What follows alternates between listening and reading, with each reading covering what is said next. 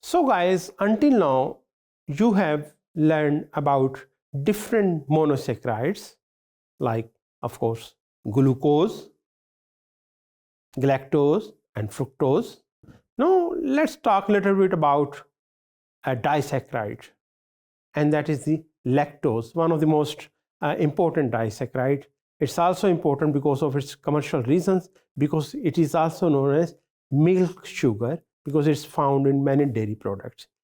This compound lactose is found by the combination of two monosaccharides, glucose and galactose, and the linkage of the bond between these two monosaccharides is beta-1,6 linkage. So lactose is found because of the combination of galactose and glucose through beta-1,6 linkage.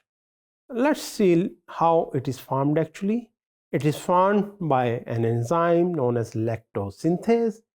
This enzyme is present specifically in the Golgi apparatus. The enzyme itself is composed of two subunits, subunit A and subunit B.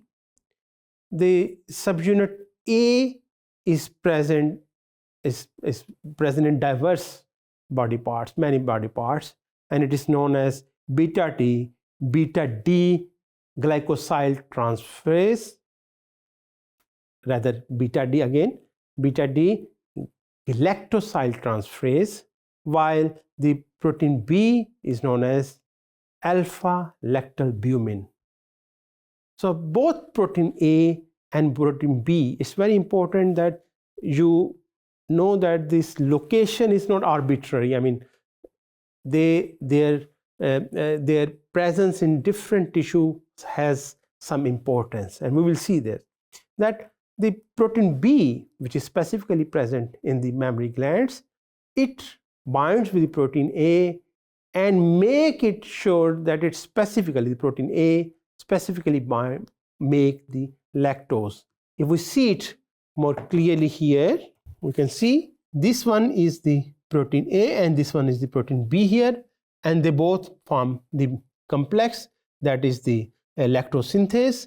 Now specifically it is the role of very much this the protein A, which is forced by the protein B to form lactose by removing the UDP moiety from UDP galactose. So that is why I am saying you that it is very important that the location of these two subunits of these enzymes are located in different organs. Because if this was also present, I mean, for instance, if the unit B was also present in many other body parts, then what would have happened that in many other body parts, UDP galactose would have not been able to do other functions. It would have already all the time been producing the lactose. But we know that galactose is involved in many other functions also, in the formation of many other things, like in the glycoproteins, in the formation of many conjugated complex carbohydrate, and so forth. So that is why this location is very important to understand.